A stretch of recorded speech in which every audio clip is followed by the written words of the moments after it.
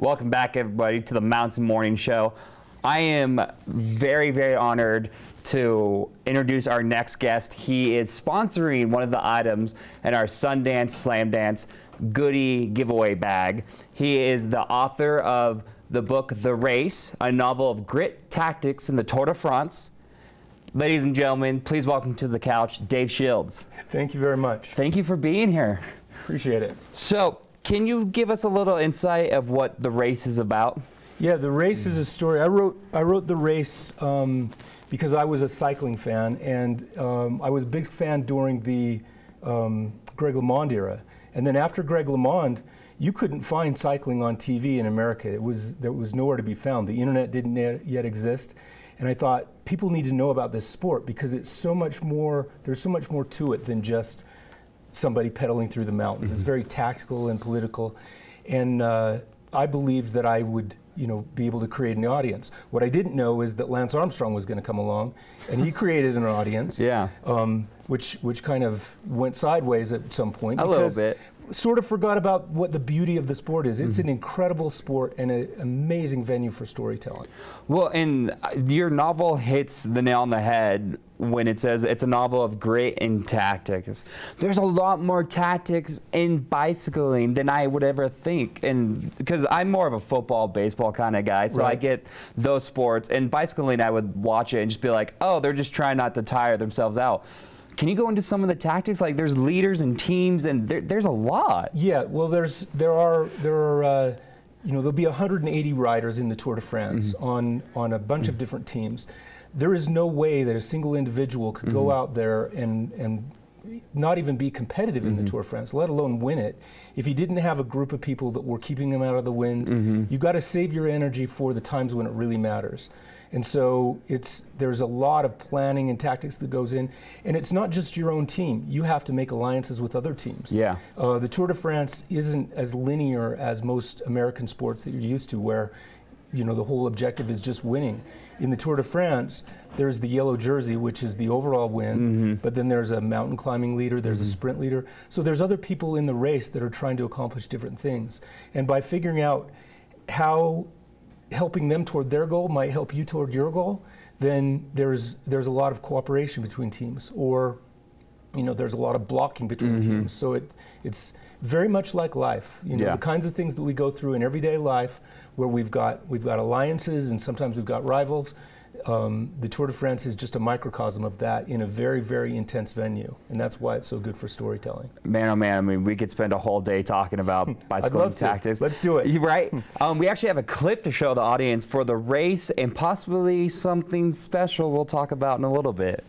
So, in case you guys are wondering what Barnstorm is, this is exciting because your book is going to be made into a movie. Yeah, it's been quite a journey. That's that again has parallels to the race itself. But there's a pro cyclist who lives here in Park City named Marty Jemison, who was hugely helpful to me to writing the book. And I met him for coffee the other day, and I told him some of the things we were doing, and he said, man, I know. Every time an obstacle gets thrown in your way, you find a different way around it. You're going to get this movie made, and that's really what's happened.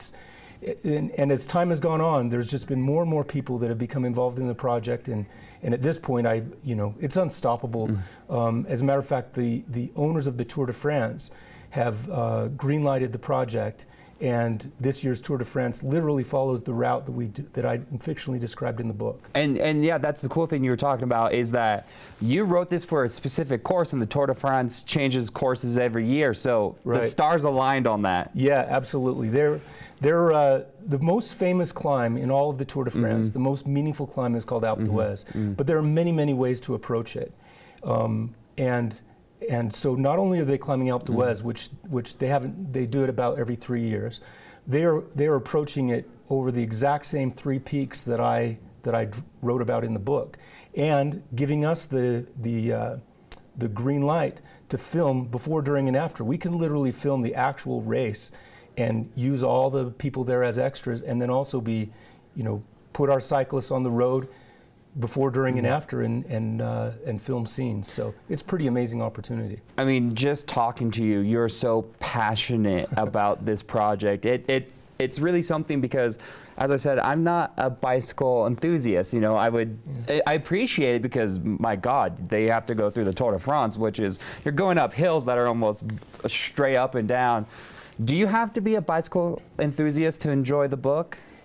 You know, do you have to be a boxing enthusiast to enjoy Rocky? You know, of course not. Housewives who would never ever go to a boxing match wouldn't ever have missed any of the episodes of Rocky, any of the sequels. This is very much the same. It's not a story about cycling so much as it's a story that happens to be set in cycling. Really, what it is a story of personal transformation. There's anybody who accomplishes something at that level has got to go through a lot, and it shows you exactly what it takes and just the life obstacles more than just the cycling obstacles. And Dave, where can people go to keep up with Barnstorm in the news on the movie? When can we expect it to be out?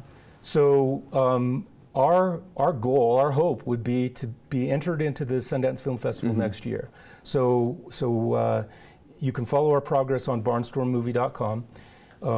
We will be filming at the Tour de France this July, and then as you saw from that little clip, it juxtaposes the southern Utah, like the national parks area, with the Alps. You know, they're so spectacular and beautiful. And because the story is told in flashback, it goes back and forth between those two, and it's just visually stunning on screen. Some of the things that we're going to be able to do, including the way we can put very high resolution cameras on bicycles, has never been done. It's pretty amazing that we're doing it as an independent film, but we're just lucky because technology has come along at just the right time, that we can do some things that people will be blown away. When we've already got some footage that I'm just like, I cannot believe that we took that. So, well, Dave, thank you so much for joining us. Thank you so much. And thank you for giving us signed copies of the race to put in our Sundance Slam Dance goodie bag giveaways. Guys, make sure you pick up The Race on Amazon. It's a fantastic book. You don't have to be a cycling fan to enjoy it. It's well written. It's great. And also, keep it tuned online for Barnstorm. You don't want to miss this. Dave's so excited about this movie. You can see a video of him on a stationary bike typing out the script. It's amazing. This guy is so enthusiastic about it. This movie is in good hands. Guys, keep it tuned to Park City Television. We are done with the first hour. We got more Sundance, more Slam Dance, and more Carrington McDuffie coming up next.